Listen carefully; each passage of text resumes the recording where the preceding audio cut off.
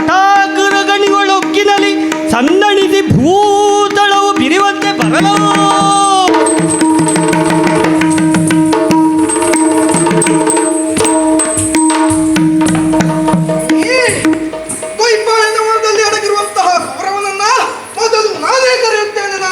ಕೇಳು ಕೌರವ,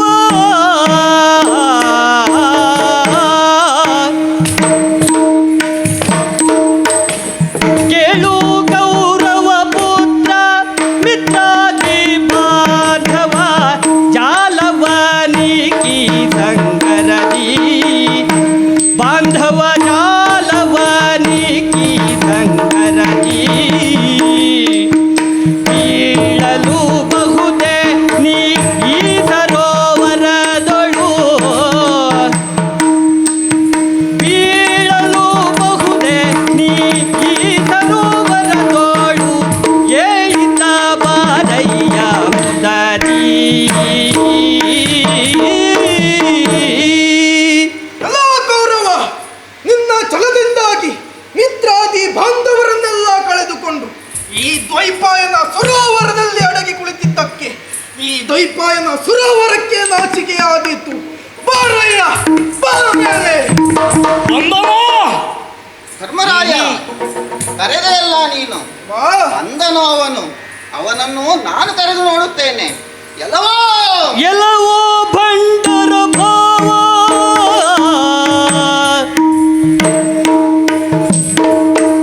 ಎಲ್ಲವೋ ಭಂಡರ ಭಾವ, ಷಂಡರ ತಿಲಕ, ಷಂಡರ ತಿಲಕ ಕೇಳ್ ಇಳೆಯೊಳು ಹೇಳಿಗಳೊಡೆಯ, ಕೇಳ್ ಇಳೆಯೊಳು ಹೇಳಿಗಳೊಡೆಯ, ಜಲದಿಂದ ತಡಿಗೈದಿ ಮರಿಂದು ಕೆಡುಕರ ಕುಲ ಶಿರೋಮಣಿಯೇ ಕೇಳಯ್ಯ.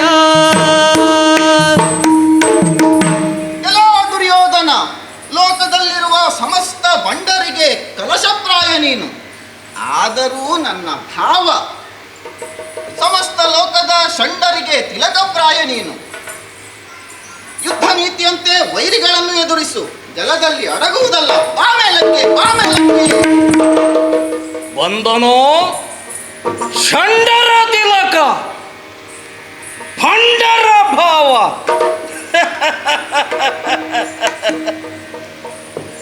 ಕೃಷ್ಣ, ಅವನಿಗೆ ನಿಮ್ಮೆಲ್ಲರ ಭಾಷೆ ಅರ್ಥವಾಗದು ಕೃಷ್ಣ, ಅರ್ಥವಾಗದು.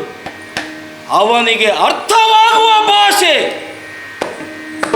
ನನ್ನದು ಮಾತ್ರ. ಅವನನ್ನ ನೀರಿನಿಂದ ಹೊರಕ್ಕೆಳೆಯುವ ನನ್ನ ಭಾಷೆಯ ಸೊಗಡನ್ನ ನೋಡು. ಎಲ್ಲ ಎಲ್ಲ ಬಕುಲ ಕುಂದೆ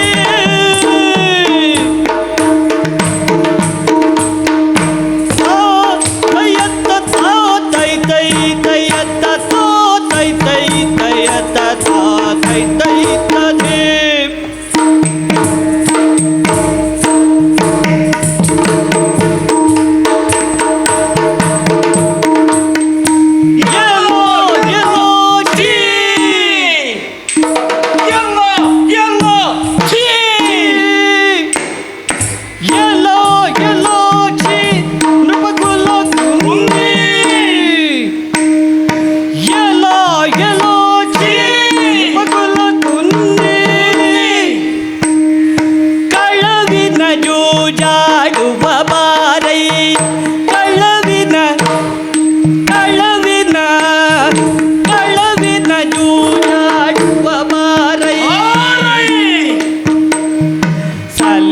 ದೊಳ್ಯಾದಗೆ ಸುಮ್ಮನೆ ಕುಳಿತಿಗೆ,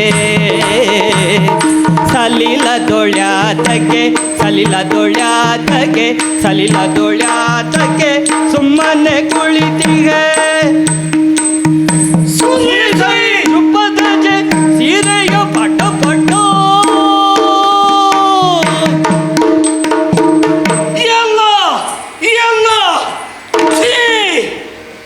ರಬ್ಬಗುಲ್ಲ ಕುನ್ನಿ. ವಿವರಿಸಬೇಕೇ ಈ ಮಾತಿನ ಅರ್ಥವನ್ನ? ಬಾ ಮೇಲೆ ಬಾ. ಮತ್ತೆ ಶಕುನಿಯ ತಂತ್ರದ ಜೂಜಾಡುವ. ಬಾ, ಮತ್ತೆ ದ್ರೌಪದಿಯನ್ನ ಕರೆಯುತ್ತೇನೆ. ಹೆಣ್ಣಿನ ಹಸಿಮಾಂಸದ ಕಾಮದಾಹದ ಹುಲಿಯೇ, ಬಾ. ಧೈರ್ಯವಿದ್ದರೆ ಈಗ ದ್ರೌಪದಿಯ ಸೀರೆಯನ್ನ ಸೆಳೆ. ನೆನಪಿಸಿಕೋ, ಅಂದು ದುಶ್ಯಾಸನನ್ನ ಕೊಂದ ಬಗೆಯನ್ನ, ತೀರಿಸಿಕೊಂಡ ಹಗೆಯನ್ನ. ಅಷ್ಟೇ ಅಲ್ಲ, ತುಳು ನಿನ್ನ ಸಹೋದರರದು ಪುರದೊಳು ನಿನ್ನ ಸಹೋದರರನು ಯಮಪುರ ಕಟ್ಟಿದ ಪಟ್ಟಣದಲ್ಲೈ, ಯಮಪುರ ಕಟ್ಟಿದ ಪಟ್ಟಣದಲ್ಲೈ. ತುರುಳ ದುಶಾಸನ ಉರವ ಬಗಿದು, ತುರುಳ ದುಶಾಸನ ಉರವ ಬಗಿದು, ತುರುಳ ದುಶಾಸನ ಉರವ ಬಗಿದು, ಕಂಗರುಳನು ಕೆಂಗರುಳನು ತೆಗೆದುದು ಮರತೆಯ ಪಡ ಪಡ. ತುರುಳ ದುಶಾಸನ ಉರವ ಬಗಿದು, ಕೆಂಗರುಳನು ತೆಗೆದುದು ಮರತೆಯ ಪಡ ಪಡ. ಪುರದಲ್ಲಿ ಇನ್ನ 99 ಮಂದಿ ಸಹೋದರರನ್ನ ಯಮಪುರ ಕಟ್ಟಿದ್ದನ್ನ ಮರೆತೆಯ. ಅಷ್ಟೇ ಅಲ್ಲ, ನಿನ್ನ ತಮ್ಮನಾದಂತಹ ದುಶ್ಯಾಸನ ಅವನ ಉರವನ್ನ ಬಗೆದು ಅವನ ರಕ್ತದಿಂದ ದ್ರೌಪದಿಯ ತಲೆಯನ್ನ ತಣಿಸಿದೆ. ಅವನ ಕರುಳ ಕೊರಳ ಮಾಲೆಯಲ್ಲಿ ನಾವಿಬ್ಬರು ಶೋಭಿತರಾದೆವು. ಅವನ ದವಡೆಯ ಹಲ್ಲನ್ನ ಕಿತ್ತು ದ್ರೌಪದಿಯ ಮುಂಗುರುಳನ್ನ ಬಾಚಿದೆ. ಎಲ್ಲ ನರಗುರಿಯೇ, ಪಾಪಿ, ನೀಚ, ಅಧಮ, ಈ ಭೀಮ ಕೆರಳಿದರೆ ಶಿವನ ಸಾಕ್ಷಾತ್ ರುದ್ರಭೂಮಿ. ಬಾ, ಬಾ, ಬಾ. ಬರುವುದಿಲ್ಲ. ಇಗೋ ಈ ವೈಷಮ್ಪಾಯನ ಸರೋವರದ ನೀರನ್ನೆಲ್ಲ ಕುಡಿದು ಆಮೇಲೆ ನಿನ್ನ ರಕ್ತವನ್ನು ಹೀರುತ್ತೇನೆ. ಬಾ, ಬಾ, ಬಾ. ಮರುತ ಜಲ ಕರ್ಕಶದ ನುಡಿ ಗುರುಕುಲೇಶಂಗೆ ನಾಟಿ ತಂಬಿನ ತೆರದಿ ಜಲದಿ ಮಧ್ಯದೊಳ್ ಏಳುವ ವಡಪಾನಲನ ಓಳ್ ತವಕದಲ್ಲಿ ತಡಿಗಪ್ಪಳಿಸಿದನು ಕೌರವನು.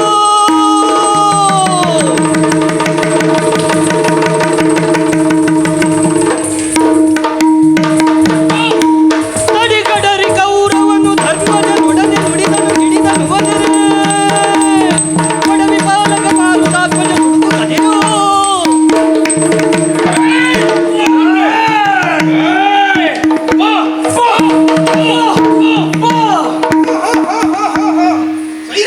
ಸೈರಿಸಿಕೊಳ್ಳಿ. ಕೇಳಯ್ಯ ಗುರುಕುಲಾಧೀಶ ಸಂತಸದಿ ಮೂಲಕದೋಳು ನೆನೆಗಾಯ ಜನದಿ ಎಲ್ಲರೂ ಸೋತರು ಮನದಿ ಬೆದರಾದೆಮ್ಮನು ಗೆಲ್ವೆ ನೆಂದಯ್ಯೇ ದೃಢದಿ ಬೆದರಾದೆಮ್ಮನು ಗೆಲ್ವೆ ನೆಂದಯ್ಯೈ ದೃಢದಿ.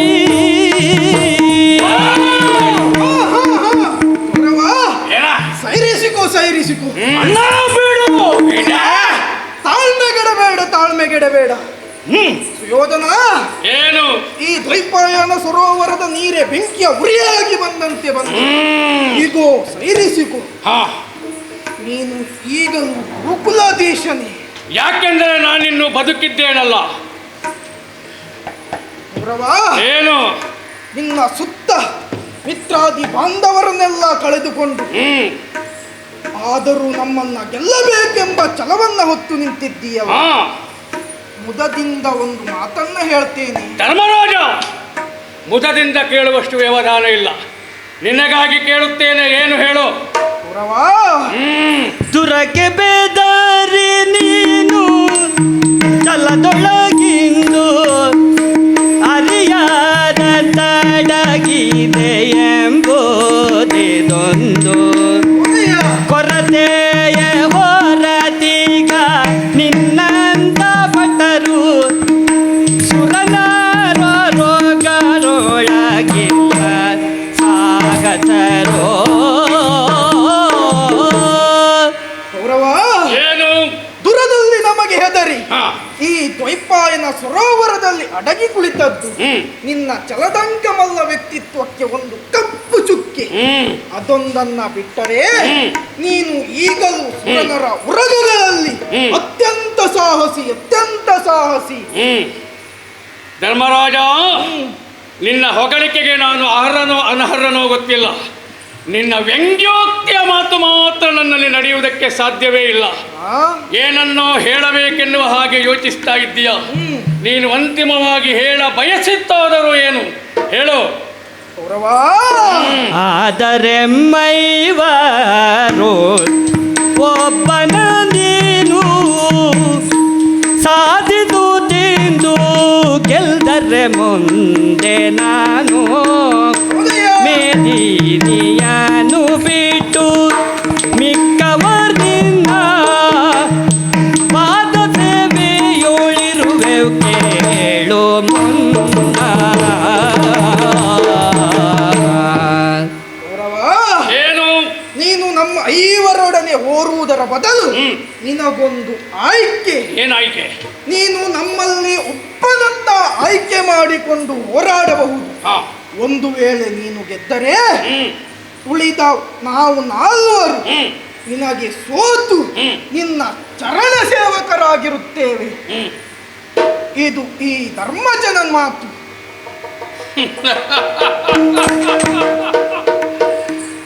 ನಾವು ನಾಲ್ವರು ನನ್ನ ಜೊತೆಗೆ ಹೋರಾಟ ಮಾಡಿದ ಉಳಿದವರು ನೀವೆಲ್ಲವರು ಒಂದಾಗಿ ನನ್ನ ಪಾದ ಸೇವೆ ಮಾಡುವುದಕ್ಕೆ ಸಿದ್ಧರಾಗಿದ್ದ ನಾನು ಪಾಂಡವರೈವರಲ್ಲಿ ಒಬ್ಬನನ್ನು ಆಯ್ಕೆ ಮಾಡಿಕೊಳ್ಳಬೇಕು. ಒಬ್ಬನನ್ನು ನಾನು ಗೆದ್ದೇ ಅಂತಾದರೆ ಹಸ್ತಿನಾವತಿ ಸಾಮ್ರಾಜ್ಯ ನನಗೆ. ನಿನಗೆ ಒಬ್ಬನನ್ನು ಗೆದ್ರು ನನಗೆ. ನಿನಗೆ ಮಾತು ಮಾತೆ ಮಾತೆ ಮಾತು ಮಾತೆ ಒಬ್ಬನನ್ನು ಆಯ್ಕೆ ಮಾಡಿಕೊಳ್ಳುವಂತಹ ಸ್ವಾತಂತ್ರ್ಯ ನೀವು ನನಗೆ ಕೊಡ್ತಾ ಇದ್ದೀಯಾ? ನೀಡ್ತಾ ಇದ್ದೇನೆ. ಏಯ್, ಆಯ್ತೆ.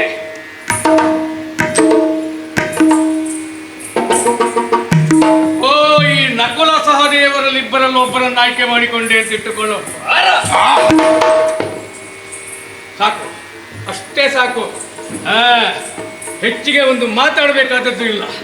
ಇಷ್ಟಾದ್ರೂ ಮಾತಾಡಿದ್ದಕ್ಕೆ ಭಾರಿ ಒಳ್ಳೆಯದಾಗಿ ಹೋಯಿತು. ಏಯ್ ಬಾರೋ ಜಲದಂಕ ಚಕ್ರೇಶ್ವರ ಕೌರವನ ಮಧ್ಯೆ ಬಾರೋ ಬೇಡ.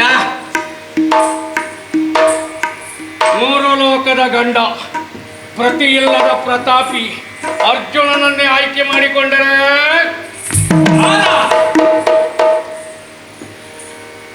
ಬೇಡ. ಧರ್ಮರಾಜ, ಅವರನ್ನು ಬಿಡು. ಒಂದು ವೇಳೆ ಯುದ್ಧಕ್ಕೆ ನಾನು ನಿನ್ನನ್ನೇ ಆಯ್ಕೆ ಮಾಡಿಕೊಂಡೆ ಅಂತ ಇಟ್ಟುಕೊಳ್ಳೋಣ. ಸಿದ್ಧರಾಗಿರುತ್ತೇನೆ. ನೀನು ನಾನೇ ನೀನು ನಾನೇ ನೀನು ನಾನೇ ನನ್ನಲ್ಲಿ ನನ್ನಲ್ಲಿ ನಿನ್ನಯ ಬಲುಗೇನೋ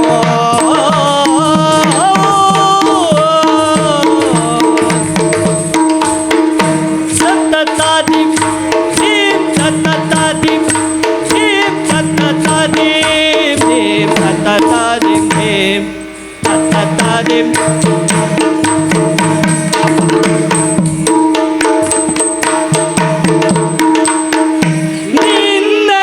ಬಲುಗೇನು ನಿನ್ನಯ ಬಲುಗೇನು ನಿನ್ನಯ ಬಲುಗೇನು ಮಾರುತಿಯನ್ನು ನಿರೀಕ್ಷಿಪೆನು ನಿನ್ನಯ ಬಲುಗೇನು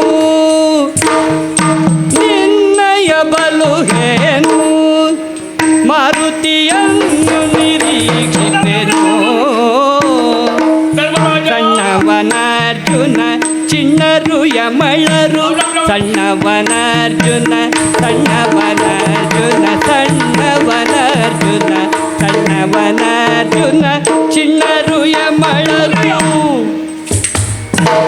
ಇನ್ನೇ ಭೀಮನ ಎನ್ನೆದಿರಿಗೆ ಬಿಡೋ ಇನ್ನೇ ಭೀಮನ ಇನ್ನೇ ಭೀಮನ ಇನ್ನೇ ಭೀಮನ ಎನ್ನೆದಿರಿಗೆ ಬಿಡೋ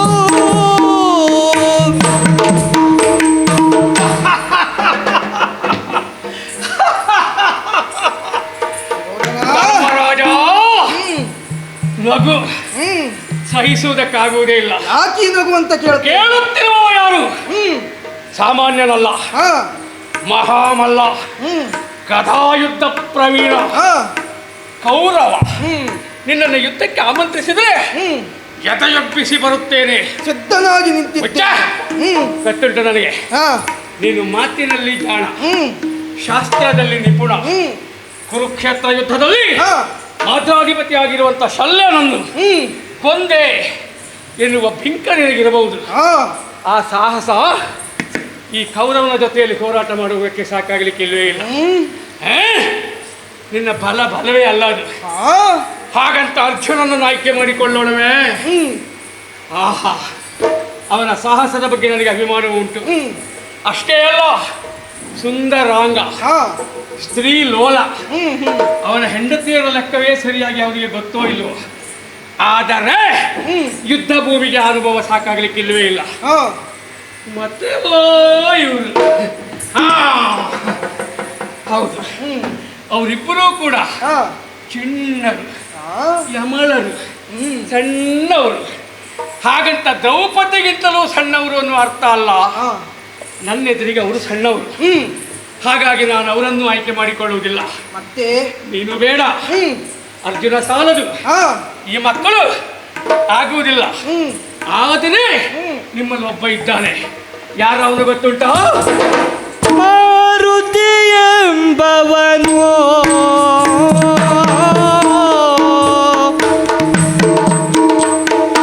ಮಾರುತಿ ಎಂಬವನು ಮಾರುತಿ ಎಂಬವನು ಬಲು ಮದವೇರಿ ಗತಿಸುತ್ತಿಗನು ಬಲು ಮದವೇರಿ ನುಡಿಯುತ್ತಿಗನು ಬಲು ಮದವೇರಿ ನುಡಿಯುತ್ತಿಗನು ತೊರಲಿ ಬಂದವನಾರು ಬಗೆಯ ರಣ ತರಿಡಿಗಲಿ ಮತ್ಯಾರೊಡನ್ಯಾತಗೆ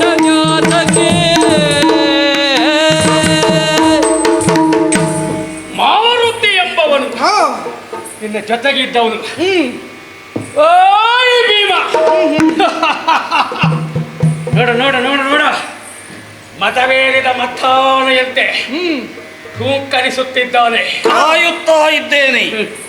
ಈ ಪಾಪಿ ಹ್ಮ್ ಜೂಜಾಟದ ಸಂದರ್ಭದಲ್ಲಿಯೇ ಹ್ಮ್ ನನ್ನ ಮರಣ ಶಾಸನವನ್ನು ಬರೆದ ಮಹಾಬ್ರಹ್ಮ ಹಾ ನನ್ನ ಜೊತೆಗೆ ಹೋರಾಟ ಮಾಡುವುದಕ್ಕೆ ಅವ ಸಮಾನ ಹಾ ಹಾ ಸರಿಸಾಟಿ ವೀರ. ಅಷ್ಟೇ ಅಲ್ಲ, ಅವ ಕೊಟ್ಟ ಮಾತೇನು ಗೊತ್ತುಂಟು? ಭಾಷೆಯ ನೀತಿಗೆರೋ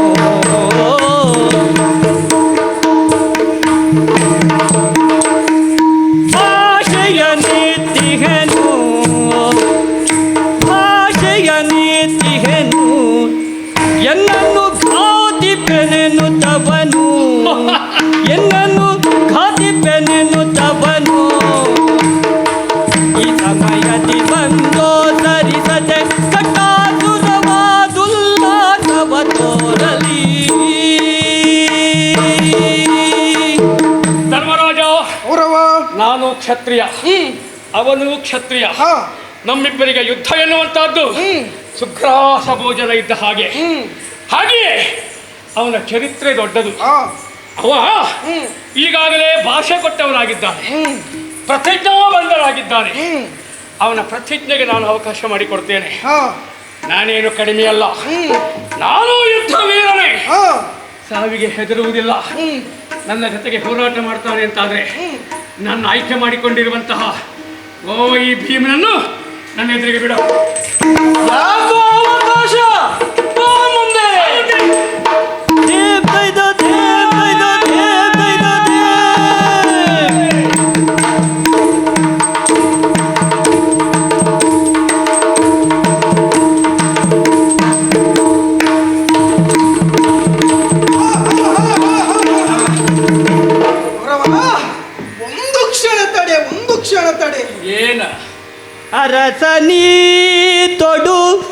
ಸಂಭ್ರಮದಿ ಕವಚವನು ಹಾ ವರ ವಜ್ರಮಯವಾದ ಸೀಸಕಗಳನ್ನು ವರದು ಕೂಲ ವರಾನುಲೇಪನಗಳನ್ನು ಹರುಷದಿ ಪೂಸುವರಿದಕೋ ವೀಳ್ಯವನೋ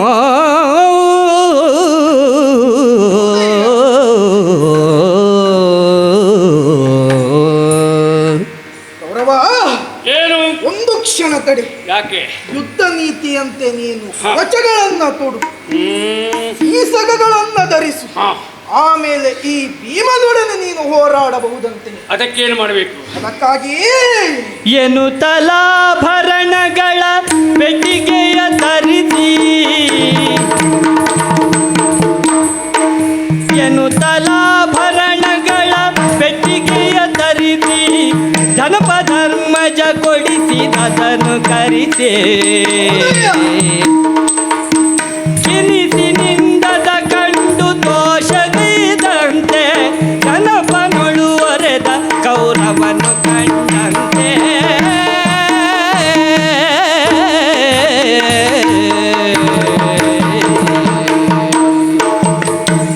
ಕೌರವ, ಸಕಲ ಆಭರಣಗಳನ್ನ ತರಿಸಿಕೊಟ್ಟಿರುವೆ. ಹಾ ಇದನ್ನ ನನಗೆ ತೊಡಿಸಿ ನಿಂತಿದ್ದೇನೆ. ಹಾ ಕೌರವ, ಏನು?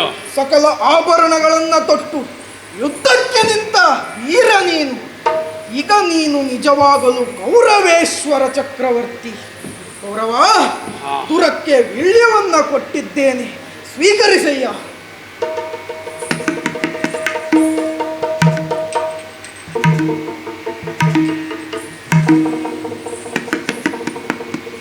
ಧರ್ಮರಾಜ ಕೌರವ, ಏಕಾಂಗಿಯಾಗಿ ಹೋರಾಟ ಮಾಡುವ ಸಂದರ್ಭದಲ್ಲಿ ಯುದ್ಧ ಭೂಮಿಗೆ ಅನುಸಾರವಾಗಿ ಶೀರ್ಷಕವಚವನ್ನು, ಧನುರ್ಬಾಣಗಳನ್ನು, ಅನಿತ ಆಯುಧಗಳನ್ನು ನನ್ನ ಕೊಡುವುದಕ್ಕೆ ಮುಂದಾಗ್ತಾ ಇದ್ದೀಯ.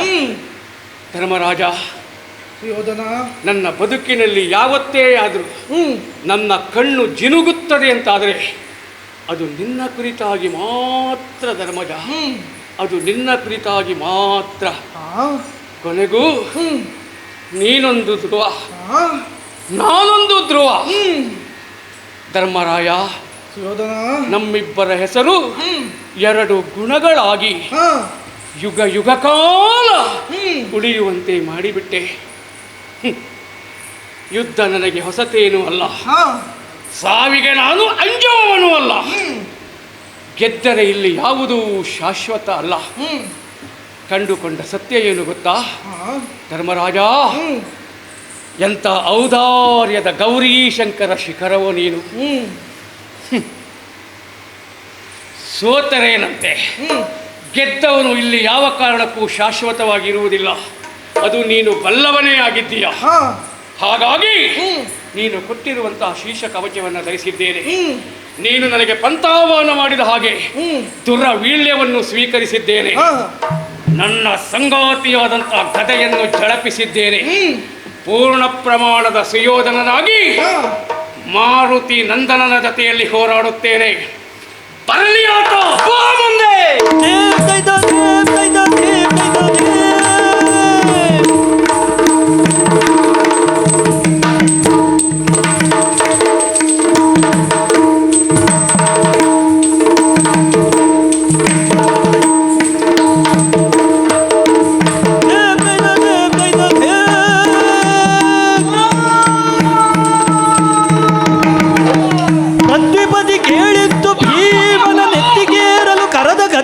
ನೆಲ ಕತ್ತ ಹಾರಲು ಡೆಣ್ಣೆಣೆಸಿ ಮಲಗಿದನು ಮೂರ್ಛೆಯಲೇ.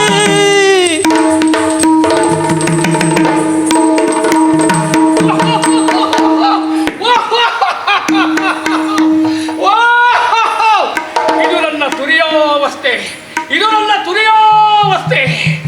ನಾನು ಜಯಿಸಿಬಿಟ್ಟೆ, ನಾನು ಜಯಿಸಿಬಿಟ್ಟೆ. ನನ್ನ ಬದ್ಧ ವಿರೋಧಿಯಾಗಿರುವಂಥ ಈ ಭೀಮ ಬಿಟ್ಟೇ ಬಿಟ್ಟ. ಬನ್ನಿ ಬನ್ನಿ ಬನ್ನಿ ಬನ್ನಿ ಬನ್ನಿ ಬನ್ನಿ ಬನ್ನಿ ಬನ್ನಿ ಬನ್ನಿ ಮಾವ ಶಕುನಿ, ಬನ್ನಿ ಬನ್ನಿ ಬನ್ನಿ ಮಾತಾಧಿಪತಿ ಶಲ್ಯ, ತಮ್ಮ ದುಶ್ಯಾಸನ, ಬಾ ಅವರ ಮಗದಂತ ಪಾಪಿಯ ತಲೆ ಹೊಡೆದಿದ್ದೇನೆ. ನೋಡಿ ಸಂತೋಷ ಪಡು. ಬನ್ನಿ ಬನ್ನಿ ಬನ್ನಿ.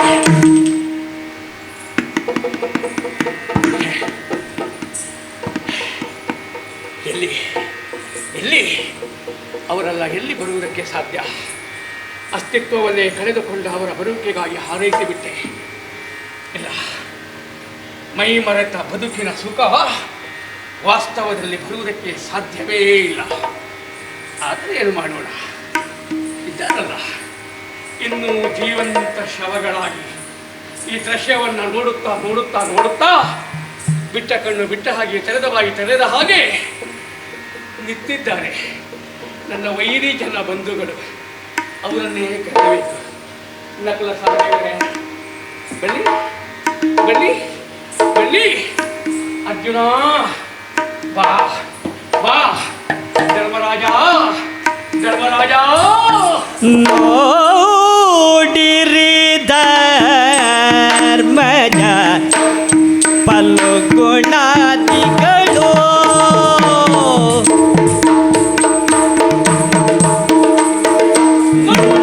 ನೋಡಿರಿ ನೋಡಿರಿ ನೋಡಿರಿ ಧರ್ಮಜ ಫಲ್ಗುಣಾದಿಗಳು ಧರ್ಮಜ ಫಲ್ಗುಣಾದಿಗಳು ಧರ್ಮಜ ಫಲ್ಗುಣಾದಿಗಳು ರೂಢಿಯುಳ್ ಅನಿಲಜ ಬಿದ್ದ ಅನಿಲಜ ಬಿದ್ದ ಅನಿಲಜ ಬಿದ್ದ ಚಂದಗಳ ಚಂದಗಳ ಚಂದಗಳ ನೋಡಿರಿ ನೋಡಿರಿ ನೋಡಿರಿ ಧರ್ಮಜ ಫಲ್ಗುಣಾದಿಗಳು. ಧರ್ಮರಾಜ ನೋಡ, ಅಲ್ಲಲ್ಲ ನೆಲ ನೋಡಿದರೆ ಏನು ಸಿಗುವುದಿಲ್ಲ. ಎರಡೂ ಕಣ್ಣು ಅರಳಿಸಿ ಈ ದೃಶ್ಯವನ್ನು ನೋಡಿ. ನಿನ್ನ ತಮ್ಮ ಭೀಮ ಬಿದ್ದ, ಸತ್ತು ಬಿದ್ದ ಅಲ್ಲ, ಬಿದ್ದೇ ಸತ್ತ. ಅಷ್ಟೇ ಅಲ್ಲ, ಇವ ಶತಗಜತ್ರಾಣಿ, ಭೂಮಿ ಭಾರದ ತೂಕ ಇವನ ಆಯುಧ. ಇವ ಭೂಮಿಗೆ ಭಾರವಾಗಿ ಹೋಗಿಬಿಟ್ಟ.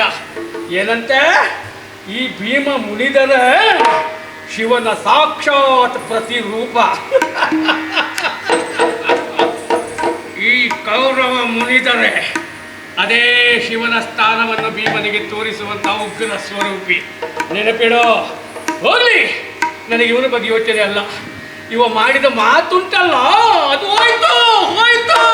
ತನ್ನ ಮಾನಿಗೀತ ಮುನ್ನಿನ ಭಾಷೆ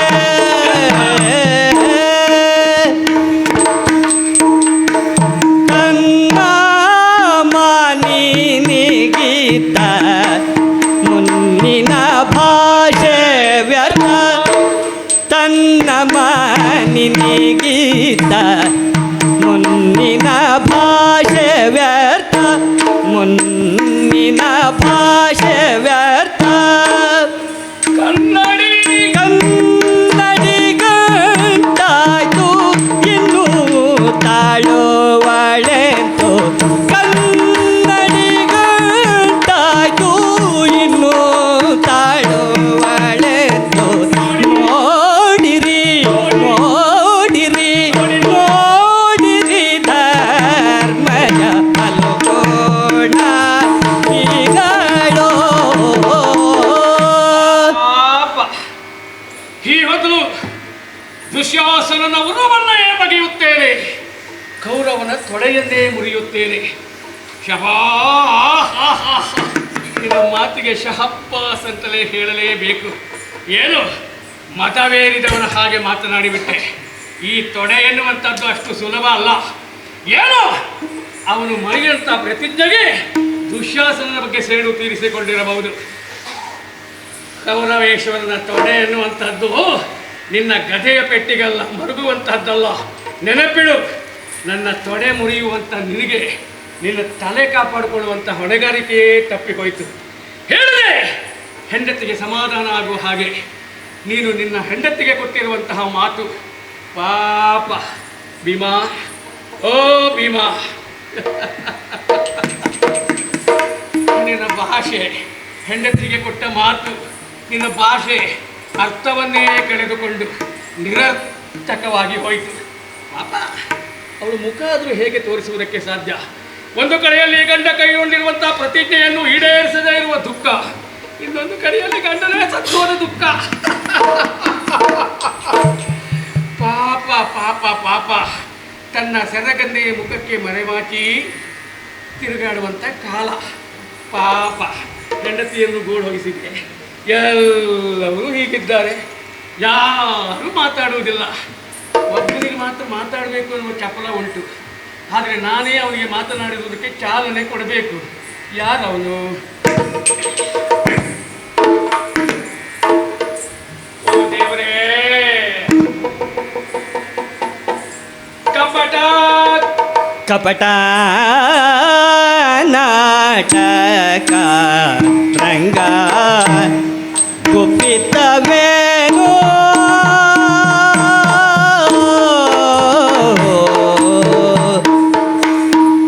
ಕಪಟ ನಾಟಕ ರಂಗ ಕಪಟ ನಾಟಕ ರಂಗ ಕಪಟ ನಾಟಕ ರಂಗ ಕಪಟ ನಾಟಕ ರಂಗ ಗುಪ್ಪಿತವೇನೋ ನಿನ್ನಂಗ ಗುಪ್ಪಿತವೇನೋ ನಿನ್ನಂಗ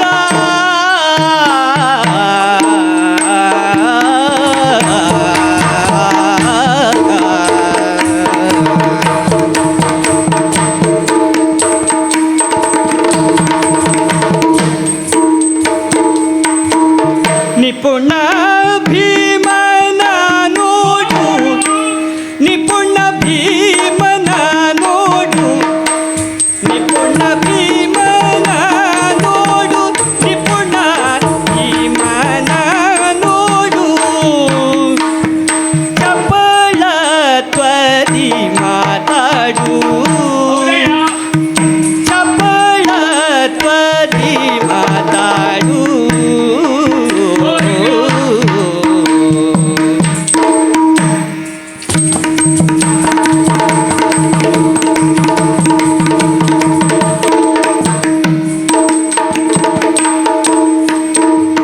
ನಿಪುಣ ಭೀಮನ ನೋಡು, ನಿಪುಣ ಭೀಮನ ನೋಡು, ಚಪಳತ್ವದಿ ಮಾತಾಡು, ಚಪಳತ್ವದಿ ಮಾತಾಡು.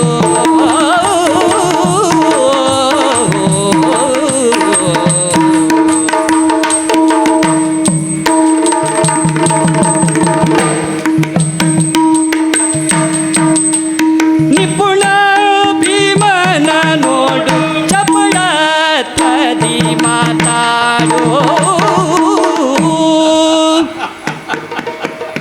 ಕೃಷ್ಣ, ಹೌದಾ? ಪಾಂಡವರ ಜೊತೆಯಲ್ಲಿ ಮಾತನಾಡುವುದಕ್ಕಿಂತಲೂ ನನಗೆ ನಿನ್ನಲ್ಲಿ ಮಾತನಾಡುವಾಗ ಅತಿಯಾದ ಸಂತೋಷವೇ ಆಗುವುದಾ? ಯಾಕೆ ಗೊತ್ತಾ? ನೀನು ಮೊದಲೇ ಹೆಣೆದಿರುವಂತಹದ್ದು ನಾಟಕ, ಅದ್ಭುತವಾಗಿರುವಂಥ ರಂಗಕರ್ಮಿ ನೀನು. ಅಷ್ಟೇ ಅಲ್ಲ, ಒಬ್ಬ ಪ್ರಖ್ಯಾತಿ ಬರೆಯುವಂತಹ ಸೂತ್ರಧಾರನು ನೀನಾಗಿದ್ದೆ. ಕೃಷ್ಣ, ನನಗೆ ಗೊತ್ತಿದೆಯೋ, ನೀನೇ ಹೆಣೆದಿರುವಂತಹದ್ದು 18 ದಿವಸದ ಮಹಾಭಾರತ ಹವನ. ಈ ಪಾಂಡವರೆಲ್ಲ ನಿನ್ನ ಕೈಯ ಆಳುಗಳು. ನಿನ್ನ ಕಣ್ಣ ದೃಷ್ಟಿ ಹೇಗೆ, ನಿನ್ನ ಕಣ್ಣಿನ ಕೊನೆಯ ಚಲನೆ ಹೇಗೆ, ನಿನ್ನ ಹುಬ್ಬಿನ ಆಕಾರ, ನಿಮ್ಮ ಹುಬ್ಬಿನಲ್ಲಿರುವಂಥ ಸೂಚನೆ ಏನು, ಅದನ್ನು ಪಾಲನೆ ಮಾಡುವಂತಹ ಸೂತ್ರದ ಗೊಂಬೆಗಳಿವು. ಈ ಗೊಂಬೆಗಳನ್ನು ಕುಣಿಸುವಂಥ ಸೂತ್ರ ನಿನ್ನಲ್ಲೇ ಇದೆ. ಆದರೆ ನೀನು ಇವತ್ತು ನನ್ನ ಎದುರಿಗೆ ಮೋಸ ಹೋಗಿಬಿಟ್ಟೆ. ಕೃಷ್ಣ, ನೀನು ಹೆಣದ ನಾಟಕದ ನಾಯಕನೇ ಸತ್ತೇ ಹೋದ. ಯೋಚನೆ ಮಾಡಿ ನೋಡು, ಯಾವ ನಾಟಕದಲ್ಲಿ ಆಗಿದ್ರೂ ಕೂಡ ನಾಯಕ ಸತ್ತ ಅಂತ ಆದರೆ ಆ ನಾಟಕ ದುರಂತ. ಯಾವ ನಾಟಕವೇ ಆಗಿರಲಿ, ಪ್ರತಿನಾಯಕ ಸತ್ತ ಅಂತಾದರೆ ಸಮಾಜಕ್ಕೆ ಸುಖ ಅಂತ.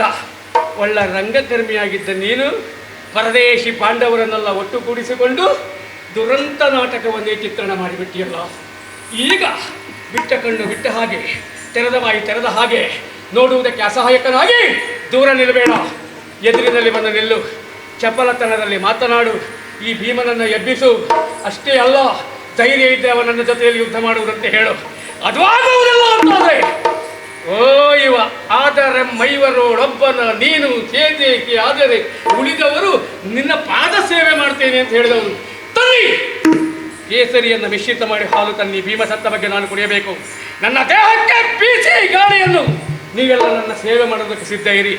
ಯಾರ್ಯಾರಿಗೆ ಯಾವ್ಯಾವ ಸೇವೆ ಉಂಟು ಅಂತ ಪಟ್ಟಿ ಕೊಡು.